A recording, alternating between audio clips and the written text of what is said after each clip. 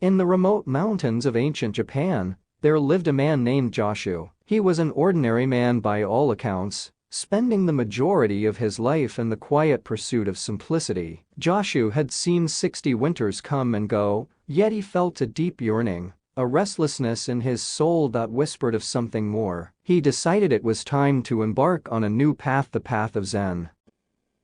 At the age of 60, Joshu left behind the familiarity of his life and ventured into the unknown, seeking the wisdom that had eluded him for so long. He entered a Zen monastery, humbling himself before the Zen master. Joshu's journey into the world of Zen had begun.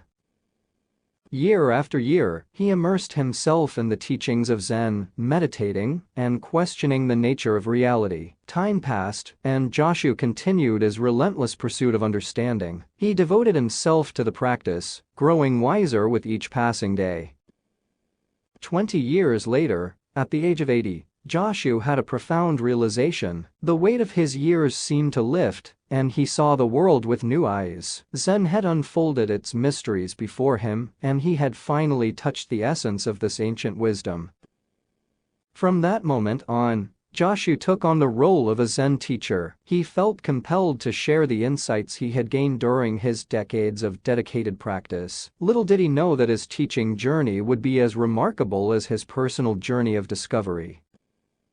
For 40 years, Joshu imparted the teachings of Zen to his disciples and followers. His words carried a depth and authenticity born from his own spiritual transformation. He touched the lives of many, and his reputation as a wise and compassionate Zen master spread far and wide. One day, a young and eager student approached Joshu with a question that had been weighing on his mind. He asked, "Master, if I haven't anything in my mind, what shall I do?" Joshu, who had now reached the venerable age of 120, looked at the student with a knowing smile. He recognized the earnestness in the student's inquiry and the universal nature of the dilemma. "Throw it out," Joshu replied, his voice as gentle as a summer breeze. The student, perplexed but resolute, pressed further, "But if I haven't anything, how can I throw it out?" The sage's eyes twinkled with wisdom, and he responded, "Well, then carry it out." The student remained puzzled. It seemed like a paradox. How could he throw out something he didn't possess? And if he had nothing, how could he carry it out? Joshu's answer, though seemingly cryptic, held profound meaning. The Zen master's teaching was an invitation to transcend the limitations of the conceptual mind. He was guiding the student to move beyond the confines of dualistic thinking, where there was something and nothing. In Zen, the mind often creates obstacles by clinging to concepts and notions. Joshu's response was an eloquent reminder that the answers to life's most profound questions were found not in intellectual understanding, but in direct experience.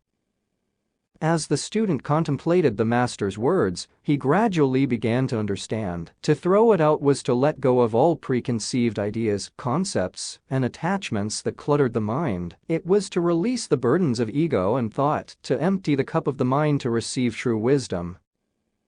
And if there was nothing to throw out, as in the case of a truly empty mind, then carrying it out meant embodying that emptiness in one's daily actions. It was to live a life untethered by concepts and judgments, to navigate the world with a pure and open heart, in complete harmony with the present moment.